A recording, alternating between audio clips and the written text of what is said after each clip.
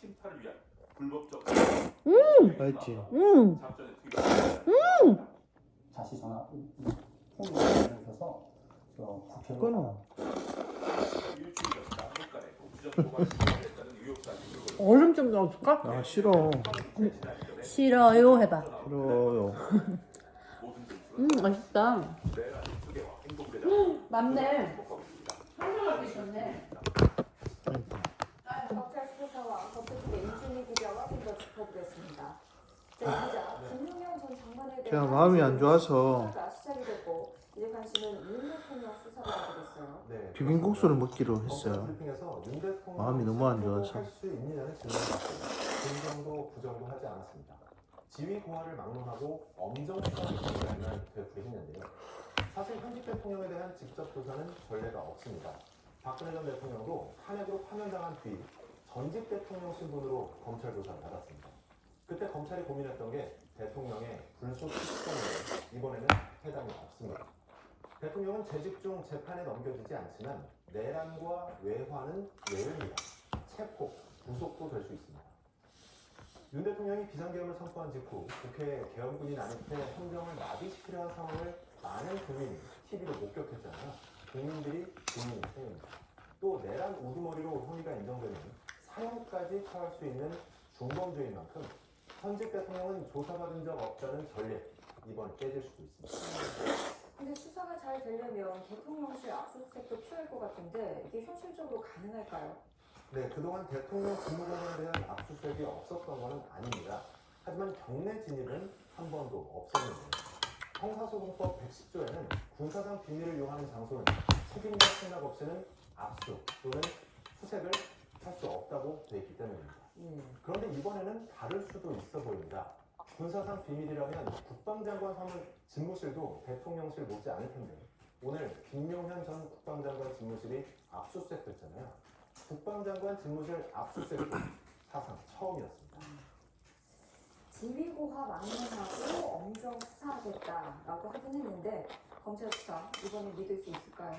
네, 대통령 직접 수사 그리고 대통령실 압수수색 상황을 보면 검찰의 수사 의지를 확인할 수 있을 것 같습니다.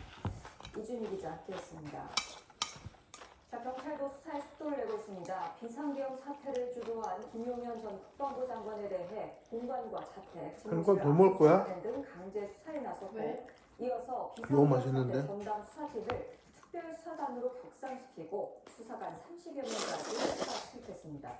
경찰청 국가수사본부 연결하겠습니다. 조건희 기자, 자, 경찰이 오늘 김 전 장관의 공관 등 압수수색은 왜 진행한 건가요? 네, 경찰은 오늘 오전부터 김용현 전 국방부 장관의 한남동 공관과 집무실, 자택을 압수수색하고 있습니다. 비상계엄 선포 앞뒤 상황을 비롯해 김 전 장관의 내란, 반란 혐의에 대한 자료를 모으기 위해 강제 수사에 나선 건데요. 또한 경찰은 통신영장도 어제 저녁 발부받아 김 전 장관의 통화 내역까지 확보하고 있습니다. 김 전 장관은 비상계엄을 대통령에게 건의하는 등 이번 계엄 사태를 주도한 인물로 검찰이 김 전 장관을 긴급 체포해 신병을 확보한 상황에서 경찰도 수사에 속도를 내고 있는 것으로 보입니다. 다만 경찰은 이미 출국 금지 조치가 되었기에 신병보다는 자료 확보가 더 중요하다고 봤다며 검찰과 수사 경쟁을 벌인다는 말에 대해서는 선을 그었습니다. 이 같은 경찰 강제 수사는 비상계엄 특별수사단이 꾸려진 지 이틀 만입니다. 수사단은 당초 120명이었는데 경찰은 오늘 여기에 수사관을 더 투입해 150여 명 규모로 확대 집중수사에 나섰습니다. 2021년 국수본이 출범한 뒤 단일 사건 기준 가장 중요한 편입니다. 현재 국수본에는 김 전 장관은 물론 윤석열 대통령과 이상민 행정안전부 장관 등이 내란과 반란, 직권남용 등 혐의로 고발된 상태인데요. 오늘 검찰이 김 전 장관에 이어 윤석열 대통령까지 내란 혐의 피의자로 입건한 만큼 경찰 수사도 더 확대될 것으로 보입니다. 앞서 국수본은 조지호 경찰청장과 김봉식 서울경찰청장 등에게 휴대전화를 이미 제출 형식으로 압수하면서 경찰 수뇌부에 대한 수사에도 들어간 바 있습니다. 경찰이 검찰의 합동수사 제안을 그제 거절했던 사실도 오늘 드러났습니다. 국수부는 법령상 내란죄는 경찰 관할이라며 수사 신뢰성과 공정성 등을 고려해 거절했다고 밝혔습니다. 지금까지 경찰청 국가수사본부 앞에서 MBC 뉴스 조건입니다. 자, 지금 수사 상황을 좀 정리해보면 경찰은 김용현 전 국방장관을 압수수색했고 경찰은 김 전 장관 소환 조사를 이어가고 있는 상황입니다. 똑같은 사건을 검경이 중복돼서 수사하고 있는 건데요. 지금 이게 어떤 상황인지 사이픈의 손고민 기자와 얘기를 나눠보겠습니다. 자, 송 기자, 검찰 입장부터 좀 들어볼까요? 검찰은 자신들이 수사하는 게 맞다는 입장인 거죠? 크게 두 가지 요인입니다. 첫째, 김용현 전 장관의 신병을 자신들이 먼저 확보했다는 점입니다. 네. 김 전 장관이 지난 새벽 갑자기 검찰에 자진 출석하면서 긴급 체포됐죠. 관련자 수사를 다 건너뛰고 이렇게 바로 장관 수사로 치고 들어가는 건데 김 전 장관에 대한 구속영장을 치고 나면 그 다음은 바로 윤석열 대통령으로도 갈 수 있습니다. 그러니까 수사 능력과 효율성을 내세우는 거죠. 둘째로는 경찰을 믿을 수 있느냐는 겁니다. 자신들의 수장이 경찰청장에 연루됐는데 경찰이 이렇게 셀프 수사를 하는 게 맞지 않다는 지적입니다. 네. 그래서 검찰특별수사본부가 합동수사를 제안했는데 경찰이 이걸 거절했어요. 그럼 경찰의 입장은 뭔가요?